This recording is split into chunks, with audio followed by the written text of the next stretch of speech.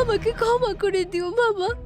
আমি তোমাকে এই সব কিছুতে ইনভলভ করতে চাইনি। তুমি আমাকে সিআইডির হাত থেকে বাঁচিয়েছো, কিন্তু নিজে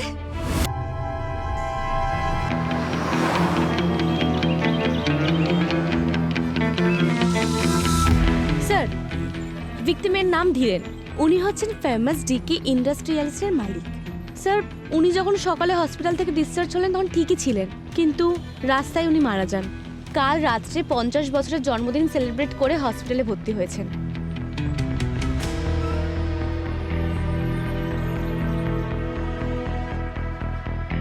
যখন এটা ঘটেছে ওনার সাথে কে কে ছিল?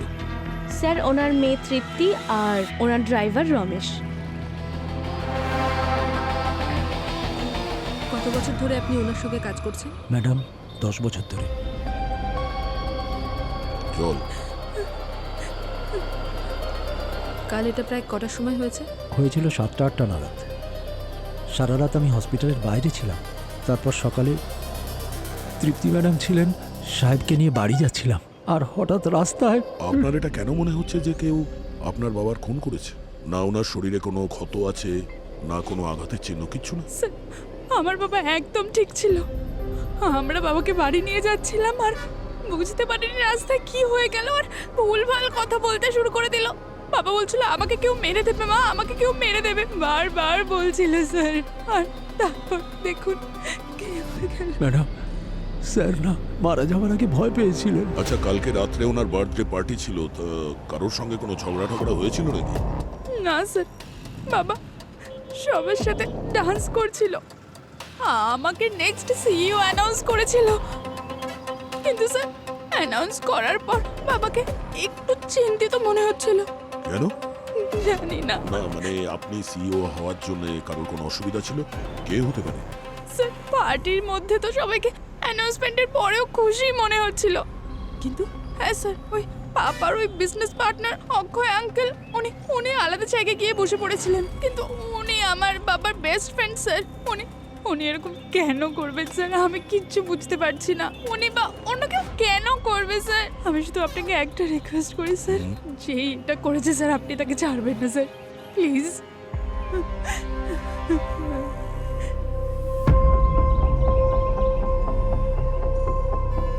স্যার, আমি এই ধীরেনের কল রেকর্ড বের করছি। এই অক্ষয়ের সঙ্গেও দেখা করতে হবে। রোডের আশপাশে সমস্ত ফুটেজ চেক করেছি, কিন্তু কোথাও কিচ্ছু পাইনি। দেখা যাক এখানে। Hello sir. Hello ma'am. স্যারের রুম এইদিকে। আরে, আপনি আমাদেরকে জিজ্ঞেস করবেন না আমরা কে? স্যার, আজ আমি পুরো রেডি হয়ে এসেছি। আমরা সিআইডি থেকে। ম্যাম, আপনারা অনেক ফেমাস হয়ে গেছেন, অনেস্টলি বিগ ফ্যান। আপনি আপনি আমার fan? Thank you so much স্যারের। Thank you.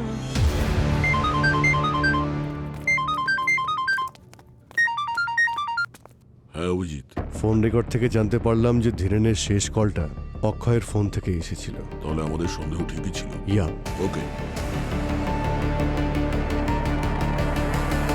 না না, টেনশন করো না, আমি দেখছি, আমি কিছু করছি। 1 মিনিট, আমি কল করছি। Yes sir.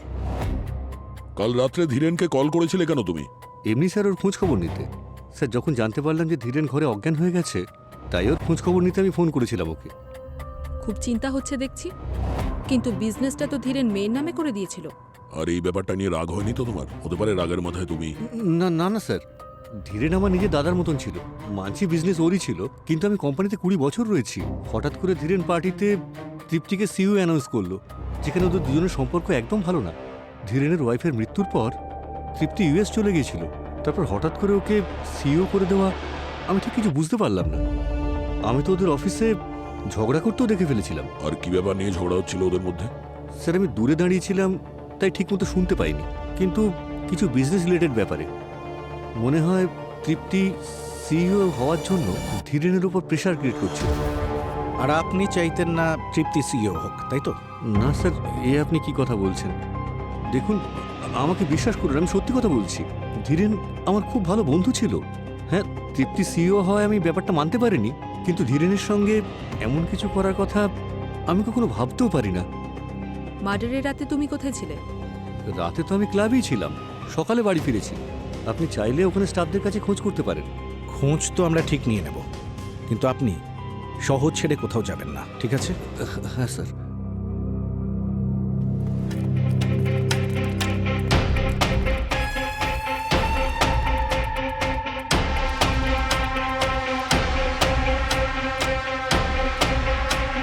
তোল ফোনটা তোল। হ্যালো হ্যালো, আচ্ছা শোন। দাঁড়ান দাঁড়ান দাঁড়ান দাঁড়ান দাঁড়ান, আরে দাঁড়ান দাঁড়ান দাঁড়ান, আপনারা ভেতরে যেতে পারবেন না? কেন যেতে পারবো না? আগে আমাকে ভেতরে জিজ্ঞাসা করতে হবে। আরে থামুন স্যার, আরে আমি বললাম না আপনারা ভেতরে তুমি যেতে নিজের পারেন কাজ না। করো আর আমাদেরকে আমাদের কাজ করতে দাও। আরে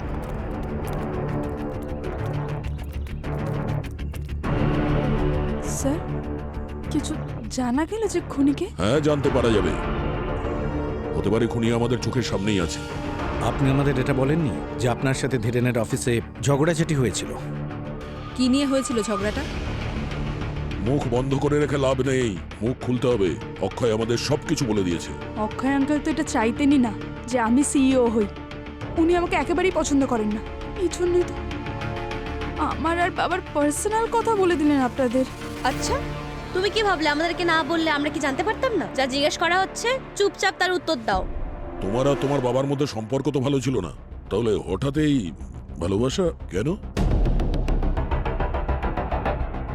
আমার বাবাকে নিয়ে আমার লজ্জা হয়। কেন? কি এমন করেছিলেন উনি?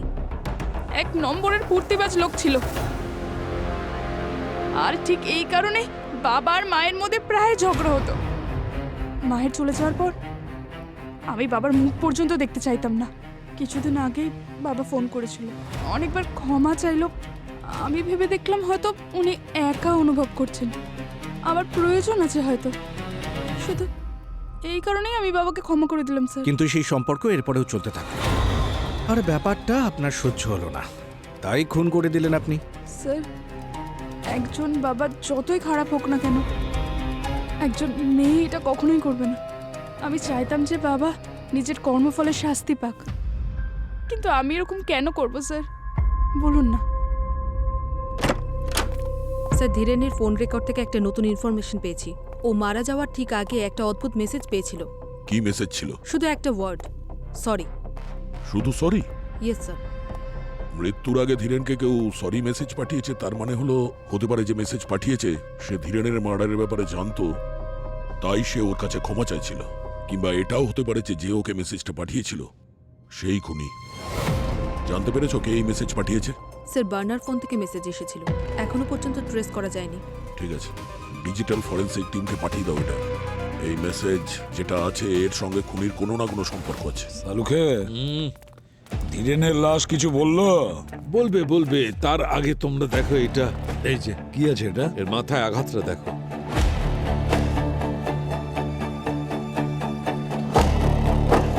সামান্য আঘাত বলেই মনে হচ্ছে, হয়তো পড়ে গিয়েছিল সেই জন্যই লেগেছে। হ্যাঁ, এই সামান্য আঘাতই কাজ করে দিয়েছে। এর কারণেই এর ব্রেন হ্যামারেজ হয়েছে।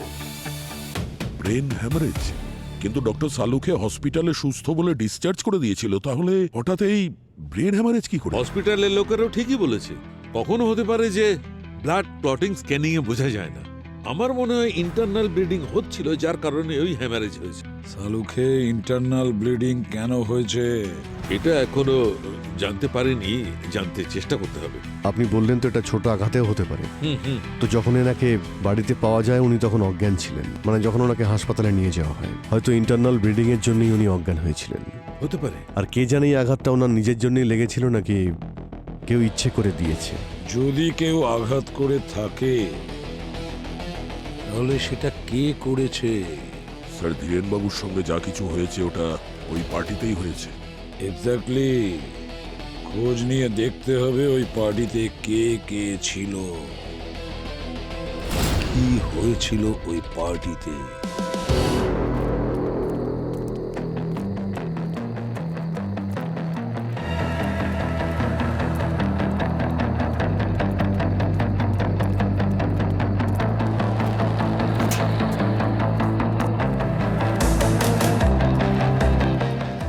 শোনো, ইয়েস স্যার। আমরা সিআইডি থেকে এসেছি, এখানকার ম্যানেজারকে ডেকে দাও। আচ্ছা স্যার। সুরেন্দ্র স্যার, বলো। সিআইডির লোকেরা আপনার সাথে দেখা করতে এসেছে। হ্যাঁ স্যার, বলুন। ধীরেনের পার্টিতে যতগুলো লোক ছিল তোমার স্টাফের মধ্যে, সার্ভিস স্টাফের মধ্যে, ক্লিনিং, ওয়েটার, ওদের সবাইকে এখানে ডাকো। ওকে স্যার, যাও গে ডাকো সবাই। ঠিক আছে স্যার। কৃতিকা, হ্যাঁ, স্যার। এখানে যে সমস্ত সিসিটিভি ক্যামেরা আছে এদের ফুটেজ চেক করো। সার্ভার রুম কোথায়? ওই লাস্ট রুম তার পাশে।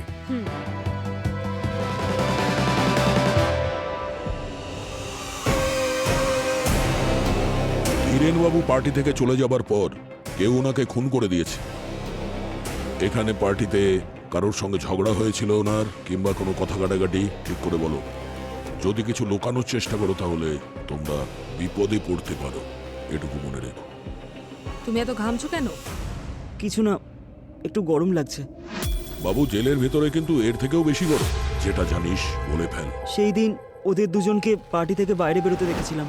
ওরা দুজনে কিছু নিয়ে ঝগড়া করছিল। ইনি ছিলেন? হ্যাঁ হ্যাঁ, নিয়েছিলেন। আর একটা লোক এনার ওপরেই খুব রাগ দেখাচ্ছিল। কি বলছিল শুনেছো তুমি? ওই মেয়ে নিয়ে কিছু একটা কথা বলছিল।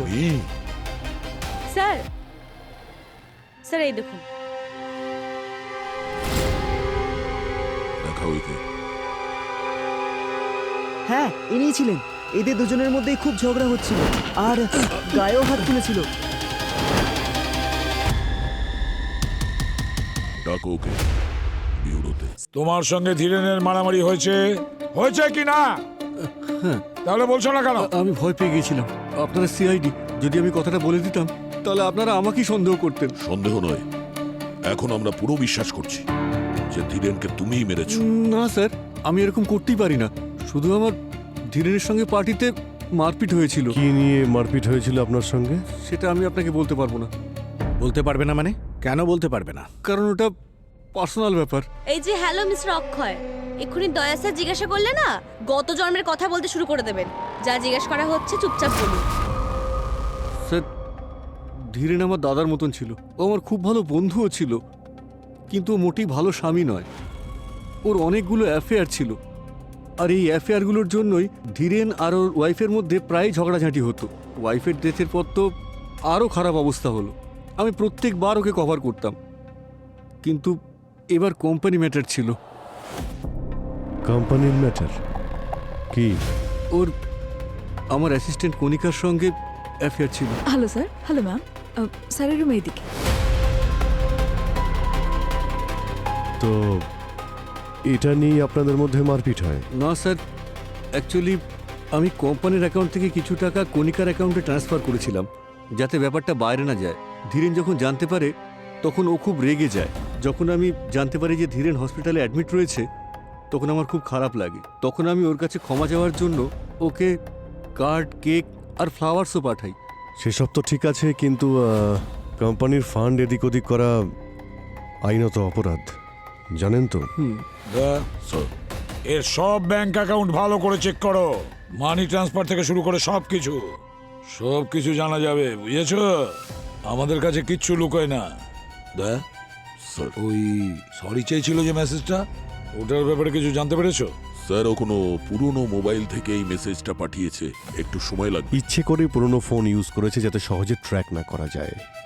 আজকাল তো সবাই স্মার্টফোন ইউজ করে যাতে ক্যামেরা রয়েছে। একটা কাজ করো, ধীরেনের সমস্ত কন্ট্যাক্ট লিস্টটা দেখো, ওর মধ্যে কারোর কাছে এই রকমের ফোন আছে কিনা জানা তো যাবে।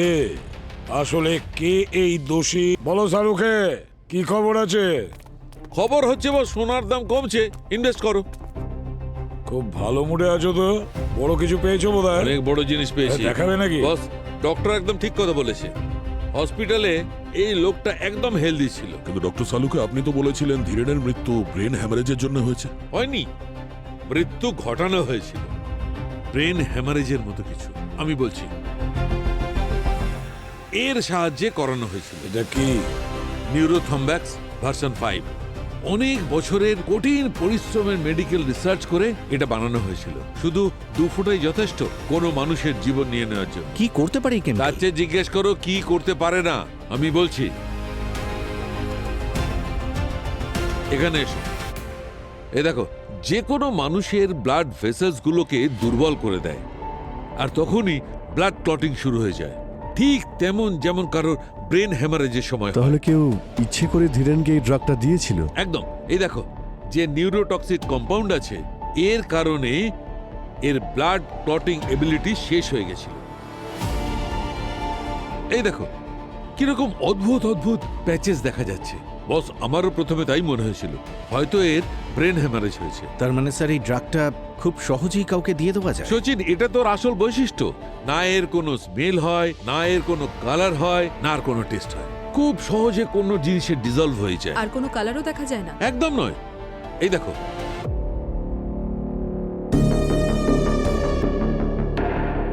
হ্যাঁ ঠিক বলেছো, এ তো দেখছি জলের মতো। হ্যাঁ, যে কোনো জিনিসে ডিজলভ হয়ে যায়। মানে খুনের মেডিসিন সম্পর্কে ভালো মতোই নলেজ আছে। এই ড্রাগসের ব্যাপারেও আগে থেকেই জানতো। আচ্ছা চালুকে একটা কথা বল, এই ড্রাগ কম্পাউন্ড নিউরোথ্রম্বাক্স 5 এটা রিঅ্যাক্ট করার ক্ষেত্রে ঠিক কতটা টাইম লাগতে পারে? 3 থেকে 4 ঘন্টা। 3 থেকে 4 ঘন্টা। আর ধীরেনের মৃত্যু ঠিক কটায় হয়েছে? সকাল 7টা থেকে সোয়া 7টার মধ্যে স্যার। স্যার আমরা একটা ক্লাবে সিসিটিভি চেক করেছিলাম। ধীরেন 9টা থেকে রাত 1টা পর্যন্ত পার্টি করছিল। আর স্যার 1:30টার সময় ওনাকে অ্যাডমিট করা হয়েছে হসপিটালে। ধীরেন 9টা থেকে 1টা পর্যন্ত পার্টি করেছে, তারপরে 1:30টার সময় হসপিটালে ওকে অ্যাডমিট করা হয়েছে, আর তারপরে 7টা থেকে সোয়া 7টায় ওর মৃত্যু হয়। তার মানে এই 3-4 ঘন্টার মধ্যে ওই ড্রাগটার নিজের কাজ শুরু করে। মানে রাত্রি 2টো থেকে 3টের মধ্যে ওনাকে ড্রাগ দেওয়া হয়েছিল। সেই সময় অক্ষয় কোথায় ছিল? স্যার ক্লাবের সিসিটিভি অনুযায়ী অক্ষয় ক্লাবেই ছিল। কিন্তু স্যার অক্ষয় তো সারা রাত একাই ছিল, একাই পার্টি করছিল। স্যার তাহলে কে হতে পারে যে বিষটা দিয়েছে? সেই পুরবী, সেই যে ধীরেনের রুমে গিয়েছিল। খোঁজ নাও কে গিয়েছিল ধীরেনের রুমে। তারপর যেই যাক না কেন, ওর হাতে এই নিউরোথ্রম্বিক ভার্সন 5 ড্রাগস কিভাবে লেগেছে। স্যার ধীরেনের ফ্যামিলি এবং ফ্রেন্ডসদের মধ্যে যারা বার্নার ফোন কিনেছিল তাদের লিস্ট বের করেছি আমি। একজন আছে যে 15টা বার্নার ফোন কিনেছিল। কে সে? স্যার ধীরেন নিজেই। উনি নিজের স্টাফদের বার্নার ফোনই দিতেন। তাহলে ডিজিটাল ফরেন্সিকে ধীরেনের স্টাফেদের ফোনগুলো পাঠিয়ে দেওয়া যাক, তাহলেই পাওয়া যাবে যে ওই মেসেজটা কে পাঠিয়েছিল। আসুন স্যার, এটা হলো সেদিন রাতের ফুটেজেস। প্লে করুন।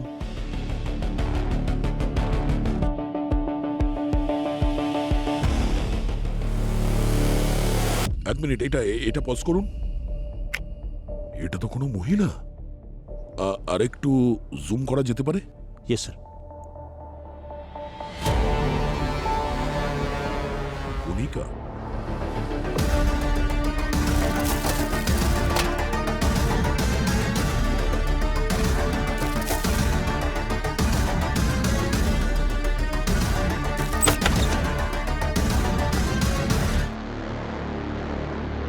আচ্ছা, ধীরেনের রুমে আপনাদের দুজনের ডিউটি ছিল? হ্যাঁ স্যার। আপনারা কাউকে ধীরেনকে কিছু খাওয়াতে দেখেছিলেন? না স্যার, ডক্টর স্যারকে কিছু প্রেসক্রাইব করেননি, আর আমরা নিজেরাও কোনো ওষুধ খাওয়াইনি। আচ্ছা, তাহলে বিষ কে খাওয়ালো? বিষ? হ্যাঁ, বিষ। ধীরেনের মৃত্যু বিষ প্রয়োগে হয়েছে। ওকে হসপিটালের মধ্যে কেউ বিষ খাইয়েছিল। আপনারা কাউকে দেখেছেন যে ওকে কেউ খাওয়াচ্ছে বা বাইরে থেকে কিছু আনাচ্ছে? হ্যাঁ স্যার, একটা পার্সেল এসেছিল কেকের সাথে, কার্ড আর ফ্লাওয়ার্সও ছিল, কিন্তু তৃপ্তি ম্যাম তো সেগুলো ডাস্টবিনে ফেলে দিয়েছিল। স্যার ওই বিষটা আবার কেকের মধ্যে ছিল না তো? আচ্ছা, কেকটা কোথায় ফেলেছিলেন? স্যার হসপিটালের সমস্ত আবর্জনা গার্বেজ এরিয়াতে ফেলা হয়। ঠিক আছে, আপনারা যেতে পারেন। ওকে, থ্যাংক ইউ স্যার। একটা কাজ করি, হ্যাঁ স্যার। গার্বেজ এরিয়াটা চেক করি।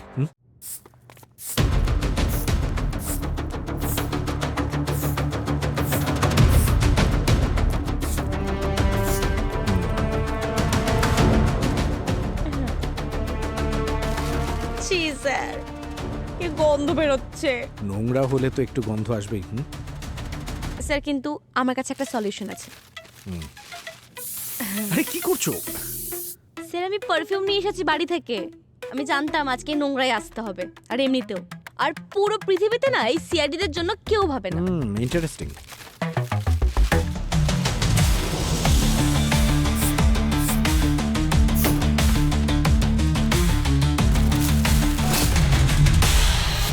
এক মিনিট, এই ধীরেনের রুম নাম্বার 417 ছিল না? হ্যাঁ স্যার। আহ,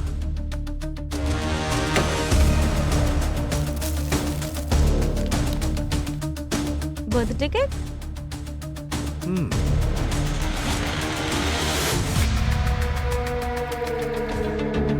একটা কাজ করি, এটা ফরেন্সিকে নিয়ে যাই।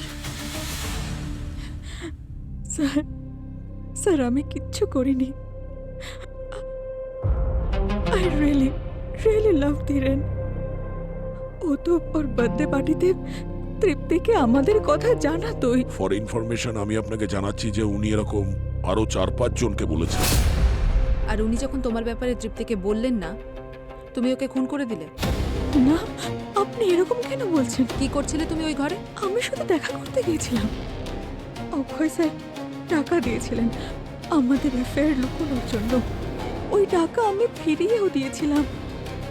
স্যার আমি কিচ্ছু করিনি স্যার, আমি সত্যি কিচ্ছু করিনি। ডক্টর সালুকি। হ্যাঁ স্যার। হ্যাঁ দয়া, অভিনন্দন। কি কারণে ডক্টর? আরে ভাই, 20টা পাওয়ার আনন্দে তোমরা যে কেকটা পাঠিয়েছিলেন না, বস 20 ওই কেকে ছিল না। তাহলে এতে আনন্দের কি আছে? আরে শুনে তো নাও পুরো কথাটা ভাই। 20 কেকের মধ্যে ছিল না, কিন্তু 20 কেকের বক্সে ছিল। 20 কেকে নয়, কেকের বক্সে ছিল। এটা কি ব্যাপার স্যার? এরকম নয় তো যে যে ওই কেকটা ওখানে দিয়েছিল 20 ওর হাতে লেগেছিল, যেখান থেকে ওই বক্সে লেগেছে। দয়া, ইউ আর রাইট। ঠিক আছে ডক্টর, থ্যাংক ইউ।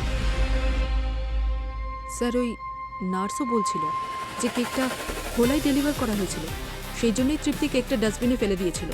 রবি, জানার চেষ্টা করো যে এই কেক যেখান থেকে ডেলিভারি হয়েছে এই বক্সটা খোলা ছিল কেন?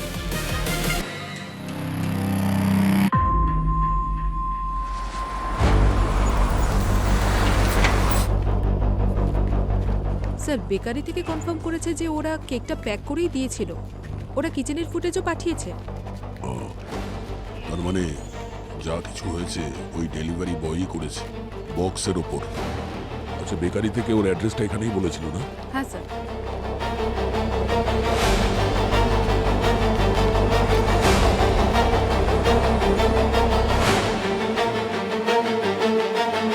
এই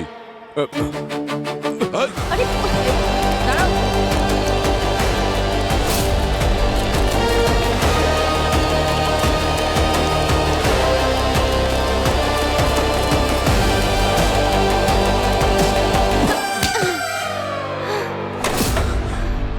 তোর কি মনে হয় কেকের বক্সে বিষ লাগিয়ে তুই পালিয়ে যাবি?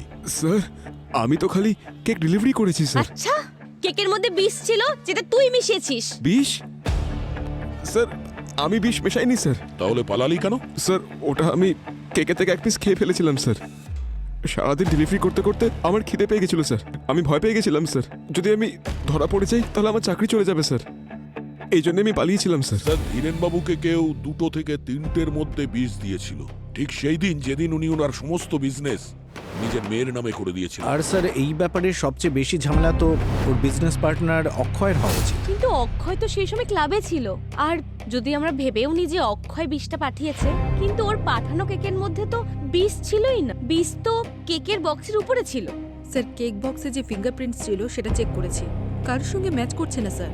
আমাদের কাছে অক্ষয়ের অ্যাসিস্ট্যান্ট কণিকা, ওরও ফিঙ্গারপ্রিন্টস আছে। স্যার ওই কেক বক্স ছাড়াও আমাদের কাছে আরো অনেক এভিডেন্স আছে যার থেকে এখনো ফিঙ্গারপ্রিন্টস নেওয়া হয়নি। ওই বটল, সিরিঞ্জ এত বাজেভাবে ড্যামেজ হয়েছে যে ওটা স্ক্যান করতে প্রবলেম হচ্ছে। মনে হয় ওর থেকে কিছু পাওয়া যাবে। সে যেই হোক না কেন, প্রথমে বিষ ডেলিভারি করে, তারপরে সে সরি বলে মেসেজও পাঠিয়ে দেয়। খুব চালাক মনে করে নিজেকে, কিন্তু ও এটা জানে না যে সিআইডির হাত থেকে কেউ বাঁচতে পারে না। পুরবি, জানতে পেরেছো ওই যে সরি মেসেজ করেছিল যে ধীরেনের কোন স্টাফ মেম্বার?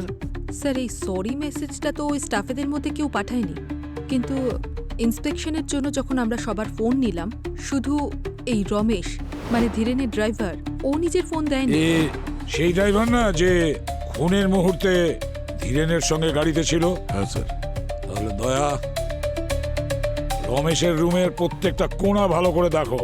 যাই হোক না কেন ওই ফোন ওই রমেশের বাড়িতেই থাকবে। তুমি তোমার ফোন দাওনি কেন? স্যার আমার ফোন আগেই চুরি হয়ে গিয়েছিল। আচ্ছা, পুলিশে কমপ্লেন করেছিলে? হ্যাঁ স্যার, ওটা রিপোর্ট আমার কাছে আছে। তুমি একাই থাকো এই বাড়িতে? হ্যাঁ ম্যাডাম। আচ্ছা এটা বলো যে হসপিটালে কাউকে আসতে দেখেছিলে দেখা করার জন্য ধীরেনের সাথে? না স্যার, হসপিটালে কেউ আসেনি, শুধু তৃপ্তিমাই ছিলেন ওনার পাশে।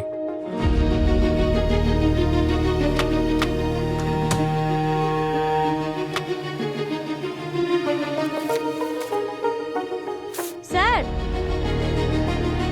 হ্যাঁ কৃতিকা। স্যার এই দেখুন এক্সরে আর এই মেডিকেল রিপোর্ট।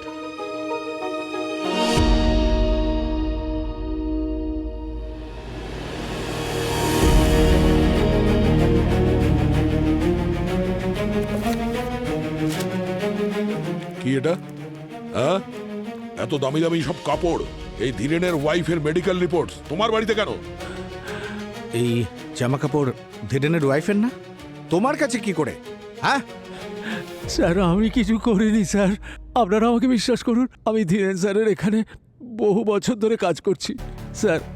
আমাদের স্যার আর ম্যাডামের বোঝাপড়া ছিল না। আমাদের স্যারের এই সম্পর্কের বাইরে অনেক মেয়ের সাথে সম্পর্ক ছিল। ম্যাডাম চলে যাওয়ার পর ওনার কিছু জিনিস এখানে এনেছিলাম, কিন্তু আমার পুরো সন্দেহ ছিল যে ম্যাডামের মৃত্যুতে ধীরেন স্যারের হাত আছে। যদি তোমার মনে হয়েছিল যে ধীরেন ওর ওয়াইফকে মেরেছে, তাহলে তুমি পুলিশকে কেন জানাওনি? স্যার সাহস করে উঠতে পারিনি। আমি ভেবেছিলাম পরে যখন তৃপ্তিমা আসবে এই সমস্ত জিনিস ওর হাতে তুলে দেবো, কিন্তু তার আগেই স্যার। এই দেখো। আর ভাই এইটাও দেখো। এটা মানে দুটো তো একই, তাই না? না, দুটো সেম নয়, দেখতে সেম, কিন্তু এই স্ক্যান দুজন আলাদা আলাদা লোকের। এইটা হচ্ছে ধীরেনের, এইটা ধীরেনের নয়, ধীরেনের স্ত্রীর। কি বলছো সালুকে? মানে ডক্টর সালুকে যে ড্রাগস দিয়ে ধীরেনের ওয়াইফকে খুন করা হয়েছে, সেই ড্রাগসেই ধীরেন মারা গেছে? এক্স্যাক্টলি। আর দেখো দুজনেরই ব্লাড ক্লটিং সিস্টেমটা একই, কিন্তু ধীরেনের স্ত্রীর যেটা, তাতে একটা বৈশিষ্ট্য আছে। বস, ধীরেনের স্ত্রীকে কেউ এই ড্রাগটা আইভি ড্রিপের সাহায্যে দিয়েছে। Ivy drip? হ্যাঁ, আমি বললাম না তখন তোমাকে, এই এই ড্রাগটার কোনো নিজস্ব রং হয় না, জলের মতো হয়। তো ব্যাস, খুব সহজ ব্যাপার, কেউ আইভি ড্রিপে ইনজেক্ট করে দিয়েছে, ব্যাস খেল খতম। মানে 4 বছরে দুটো খুন হয়েছে, আর দুটো খুনের পদ্ধতি একই রকম। মানে যে ধীরেনকে খুন করেছে সেই ধীরেনের ওয়াইফকে খুন করেছে? স্যার, যখন আমরা রমেশের বাড়িতে গিয়েছিলাম বাড়ি তল্লাশি করার জন্য, তখনও আমাদের বলেছিল যে ওর সন্দেহ হয় যে মনে হয় ধীরেনই ওর ওয়াইফকে খুন করেছে। আর যদি ওর ওয়াইফের মৃত্যু এমনি হয়ে থাকে ব্রেন হ্যামারেজে, তার মানে তো এটাই হচ্ছে যে ধীরেনই ওকে ওই পয়জনটা দিয়েছে। আর এই কথাটা কেউ জানতেও পারেনি, কেউ সন্দেহও করেনি যে এটা মার্ডার হতে পারে। তাই এই ঘটনাটা পুলিশ পর্যন্ত পৌঁছয়নি। সন্দেহ নয় দয়া, এমন কেউ ছিল যে জানতে পেরেছে যে ধীরেন তার নিজের স্ত্রীকে মেরেছে, আর ওর স্ত্রীর খুনের প্রতিশোধ নিতে কেউ ধীরেনকে ওইভাবেই মেরেছে, নিউরোথ্রম্বেক্স ভার্সন 5 দিয়ে। এবারে কিছু বুঝেছো অভিজিৎ? নিউরোথম্ব্যাক্স G5 ড্রাগস তো সেই ব্যবহার করতে পারে যেই ড্রাগটা খুব সহজেই পেতে পারে। মানে খুনি আমাদের চোখের সামনে ছিল আর আমরা তাকে দেখতে পাইনি, এমন কেউ যে মিস্টার ধীরেনের ওয়াইফের খুব কাছের ছিল। স্যার আপনারা সবাই তৃপ্তির ব্যাপারে কথা বলছেন না তো? এক্স্যাক্টলি, তৃপ্তি। তৃপ্তি তার মায়ের খুনের প্রতিশোধ নিতে ওর বাবাকে খুন করেছে।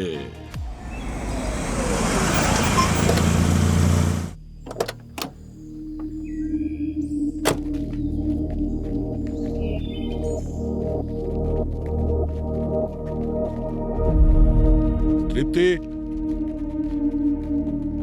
তৃপ্তি,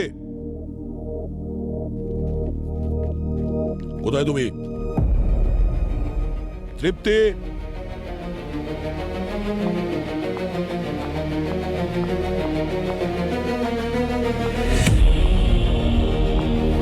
তুমি তোমার মায়ের মৃত্যুর বদলা নিতে গিয়ে নিজের বাবাকেই মেরে দিয়েছো। এটা এটা কি বলছেন স্যার? আমি তো কিছু বুঝতে পারছি না। এক্ষুনি বুঝতে পারবে সব। পুরো বাড়ি তল্লাশি করো। স্যার, আমার মা তো ব্রেন হ্যামারেজের জন্য মারা গিয়েছিল। মারা যায়নি, মারা হয়েছিল। বেশি বোকা সাজার অভিনয় করো না, বুঝেছো? স্যার, আপনারা ভুল সন্দেহ করছেন। আমি কিচ্ছু করিনি। আচ্ছা, তাহলে এটা কি? হ্যাঁ স্যার, উপরে রাখা ছিল লুকিয়ে। এই বার্নার ফোনটা তোমার বাড়িতে কেন?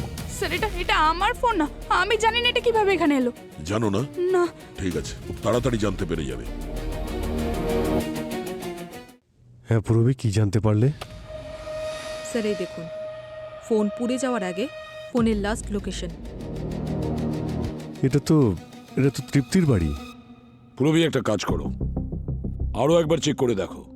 দেখো এই ফোন তৃপ্তির বাড়ির আগে কোন লোকেশনে ছিল। স্যার, স্যার, এই ফোনটা তৃপ্তির বাড়ির ঠিক আগে রমেশের বাড়িতে ছিল।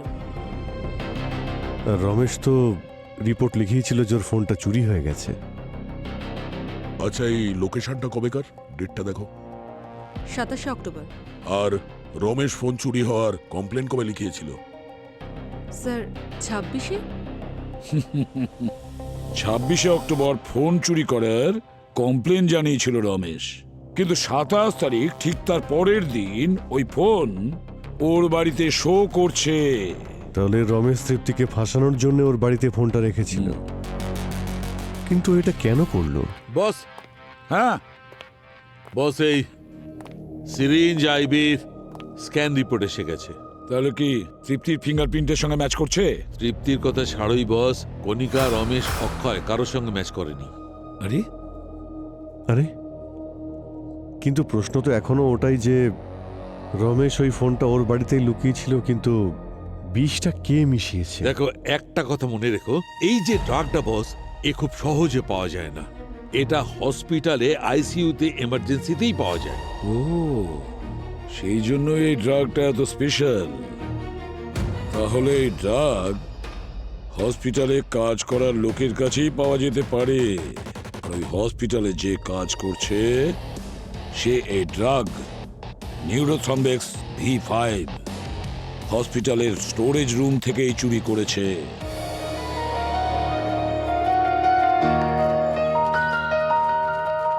ওদিকে ওদিকে। স্যার, এই তালা? স্যার, রমেশ তো মনে হচ্ছে পালিয়েছে। কিভাবে চলে গেল? একটু আশেপাশে জিজ্ঞাসা করি। আচ্ছা শুনুন, এই রমেশ কোথায় গেছে? বাড়িতে তালা দেওয়া। আপনারা কারা? আমরা সিআইডি অফিসার। আচ্ছা, উনি তো আজকে সন্ধ্যের বাসে গ্রামে যাচ্ছেন। আজকে সকালে ওদের বাড়ি থেকে কোনো একটা মেয়ে সুটকেস নিতে এসেছিল। কোন মেয়ে? ওনাদের বাড়িতে কোনো একটা মেয়ে তো থাকতো, কিন্তু রমেশও খুব একটা কারোর সাথে কথা বলতো না বলে আমরাও কোনোদিনও জানতে চাইনি মেয়েটাকে কি সম্পর্ক। বলছি যে রমেশ কিছু করেছে না? সেটাই জানার চেষ্টা করছি। এই হসপিটালে যে স্টোর রুম আছে তার এন্ট্রি আর এক্সিটের পুরো রেকর্ড চাই আমার। যে সময় ধীরেনকে অ্যাডমিট করা হয়েছিল তখনকার।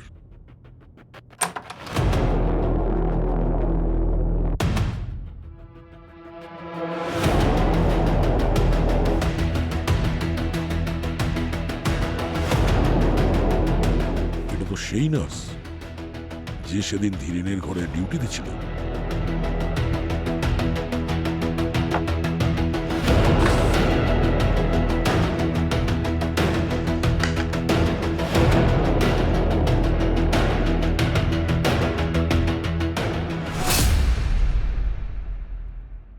তানিয়া?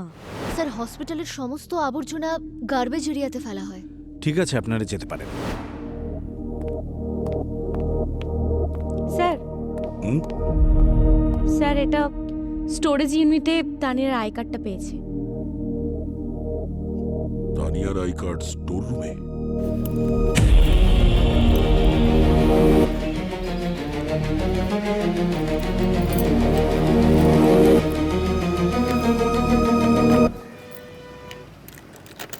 দাঁড়াও, আরে এ কি অসভ্যতা, চাবি দিন। তোমার হসপিটালের অ্যাক্সেস কার্ড কোথায় তানিয়া? স্যার ওটা কোথাও হারিয়ে গিয়েছিল। হারিয়ে গেছিল নাকি স্টোর রুম থেকে ড্রাগস চুরি করার সময় ভুল করে ওখানে পড়ে গেছিল? স্যার আপনি কি বলছেন আমি কিচ্ছু বুঝতে পারছি না। কিন্তু আমরা তো সবই বুঝতে পারছি। কেন মেরেছো তুমি ধীরেনকে? আমি কেন মারবো ধীরেনকে? আর ওকে মেরে আমারই বা কি হবে? ওটা তো আমরা জানতে পেরেই যাব। স্যার হ্যাঁ, স্যার সালুকে স্যারের রিপোর্ট এসে গেছে।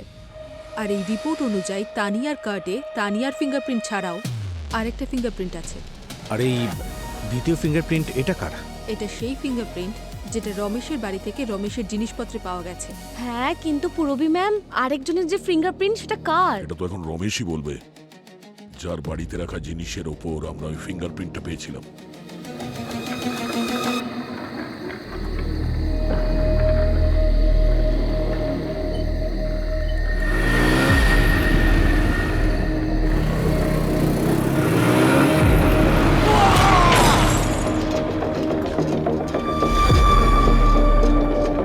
জানি না আজকাল কি হচ্ছে। এই কিছুদিন আগে এর মালিক ধীরেনের মৃত্যু হলো, আর এখন ড্রাইভার রমেশের।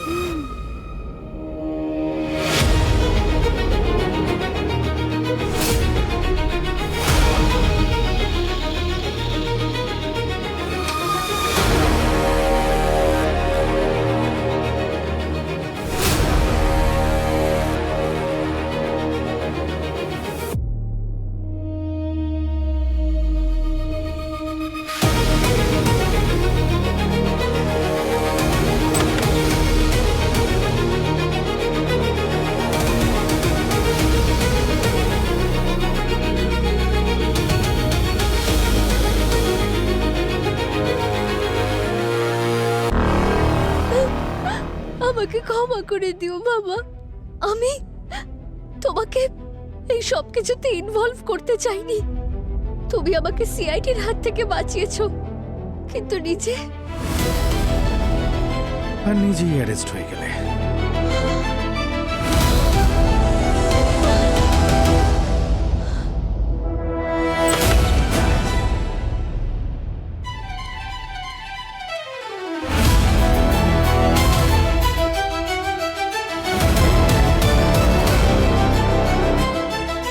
তুমি তানিয়ার আই কার্ডটা নিয়ে হসপিটাল থেকে ড্রাগস চুরি করেছো, আর তারপর লুকিয়ে সেটা ধীরেনের আইভিতে মিশিয়ে দিয়েছো, যে তোমার আসল বাবা ছিল। আর রমেশ রমেশ তোমার সরি মেসেজ লুকোনোর জন্য প্রমাণটাও তৃপ্তির বাড়িতে লুকিয়ে রাখলো। আর তাই কিছুক্ষণের জন্য তোমার এই বাবাকে লুকিয়ে রেখেছিলাম। হ্যাঁ হ্যাঁ হ্যাঁ, আমি মেরেছি ধীরেনকে। স্যার এতে বাবার কোনো হাত নেই। বাবার তো কোনো আইডিয়াও নেই আমার প্ল্যানের। বাবা শুধু আমাকে বাঁচাতে চাইছিল। তোমাকে বাঁচানোর জন্য নাকি তৃপ্তিকে ফাঁসানোর জন্য? তোমার বাবা যে ফোন রেখেছিলেন না লুকিয়ে তৃপ্তির বাড়িতে, সেটা আবার বলো না যে ওকে গিফট দিয়েছিলেন।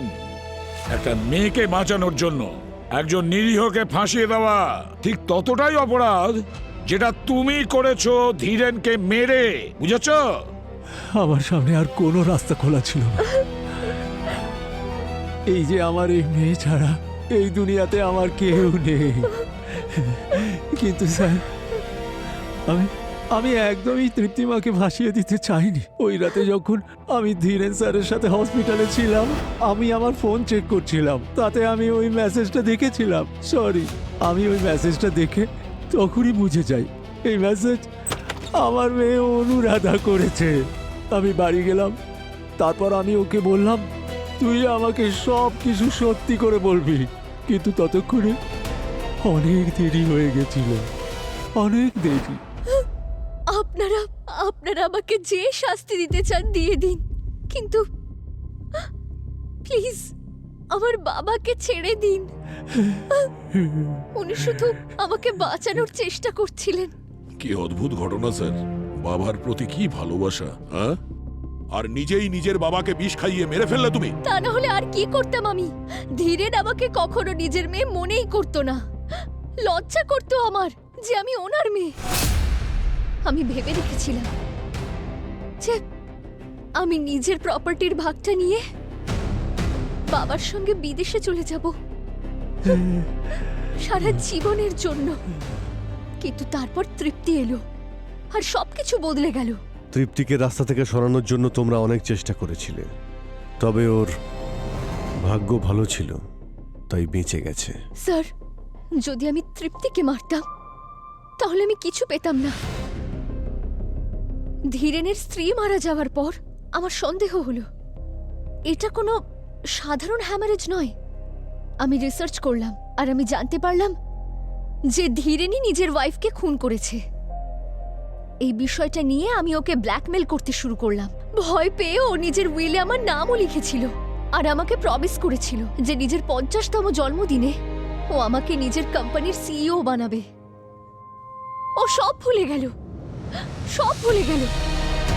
তখনই আমার ইচ্ছে হলো ওই পথের কাঁটা তৃপ্তিকে মেরে ফেলি।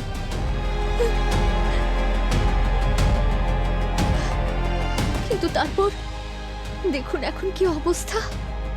আর যদি ধীরেন মারা যায় তাহলে ওর সমস্ত প্রপার্টি তোমার নামে হয়ে যাবে। হ্যাঁ, একজনকে স্বর্গে পাঠিয়েছি আর আরেকজনকে জেলেই পাঠাচ্ছিলাম, তখন আপনারা এসে গেলেন। যেখানে অন্যায় হয় না, সিআইডি সেখানে ঠিক সময় পৌঁছে যায়। ধীরেন তোমার বাবা, তাকে বাবা বলতে তুমি লজ্জা পাও, কিন্তু তার প্রপার্টি চাইছো। বাহ বাহ অনুরাধা, মানলাম ধীরেন যা কিছু করেছে অন্যায় করেছে, কিন্তু তুমি ধীরেনকে মেরে ঠিক কাজ করনি। অনেক বড় অপরাধ করেছো তুমি, খুনের অপরাধে অপরাধী তুমি। এবার জেলের গড়াদের পেছনে দুজনে ঘানি টানতে থাকো সারাটা জীবন। নিয়ে যাও এদের। চলো। চলো।